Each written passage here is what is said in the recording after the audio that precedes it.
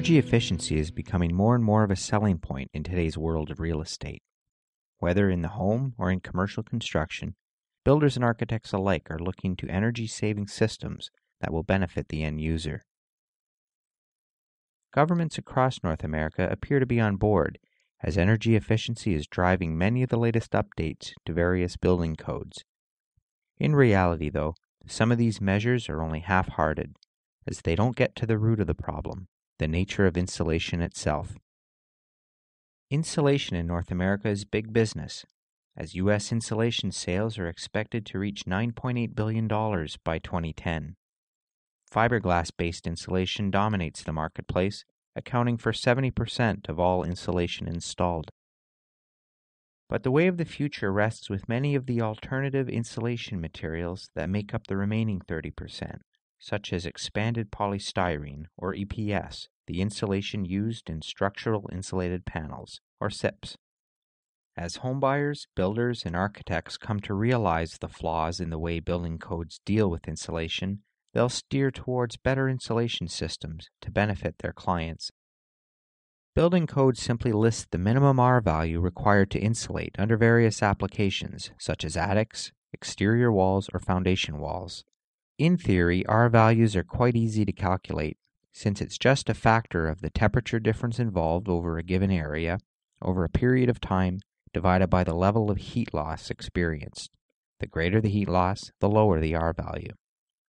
In the real-world environment, it's possible to measure all these variables as it relates to, let's say, a house, but it's not easy.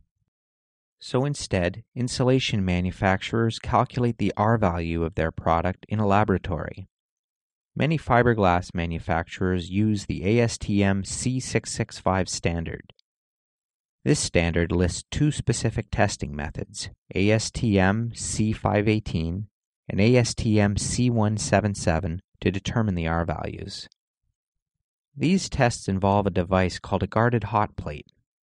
This is also known as a steady state test because there are no outside variables that come into play. All 6 sides of the box that contains the insulation are sealed. The box is heated on one side by a hot plate and cooled on the other by a cold plate. Sensors on the device can then measure how much heat is lost through the insulation, and technicians then plug all the numbers into the formula to calculate an R value. But this R value is misleading because it ignores the biggest source of heat loss in the real world, namely air leakage. Fiberglass in particular is prone to air leakage because it is not a solid material. It derives its insulative properties from the principle of trapped air. Microscopic photos show how minute strands of glass intertwine to create millions of tiny air pockets. In a hot box, these pockets hold heat reasonably well, but in the real world, they are exposed to air movement resulting from indoor and outdoor air pressures. This contrasts sharply with EPS, which is closed-cell insulation. There are indeed air pockets in EPS insulation too, but these are rigidly enclosed and cannot interact with outside air.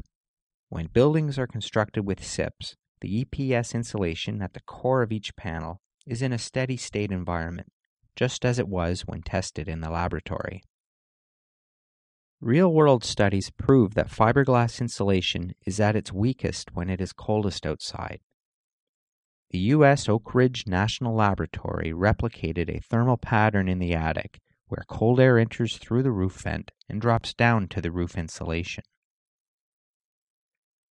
The heavier cold air molecules push down through the open cells of the fiberglass, causing heat energy to conduct upwards from the ceiling below. How significant was the heat loss? Well, at minus 28 Celsius or minus 18 Fahrenheit, fiberglass roof insulation is 50% less effective than at room temperature. In effect, its R value is only half what it is supposed to be. The reason why the insulation loses R value is because it is not in a steady state environment. There clearly is air infiltration within the fiberglass. Another revealing study was done by Brock University. It involved 2 identical homes, one built with fiberglass insulation and the other built with SIP walls with closed-cell EPS insulation. Dr. Tony Shaw then calculated the true R values of these homes by measuring the number of BTUs consumed to heat the two houses. The fiberglass insulation was rated R19, and the SIP EPS insulation was rated R17. In cold winter conditions, the EPS insulation performed at an effective R17 level, the same as its laboratory value, because the EPS is still in a steady state environment, with no air infiltration. The fiberglass insulation, however, is in a non-steady state because the wall system allows air to infiltrate. Consequently, it performed only at an R4 level. In effect, the fiberglass insulation home required 4 times more energy to maintain a comfortable indoor temperature. These studies bring attention to a very serious consumer and environmental issue. The way fiberglass manufacturers rely on steady-state laboratory tests to rate the effectiveness of their product is misleading. Worse, building codes and testing standard organizations that architects and builders rely on effectively allow fiberglass insulation manufacturers to just state their lab R values. The way R values are advertised is the biggest myth in home building today. It is a meaningless number unless it is properly installed or applied in the manner it is tested. So when builders advertise high R fiberglass insulation in walls, attics, or foundations, it's really only window dressing. Instead, architects and builders must strive to focus on what matters most to the end user. So in this case, they need to look at the true energy efficiency of the home and its impact on family finances and the environment. And the best place to start is with the right insulation.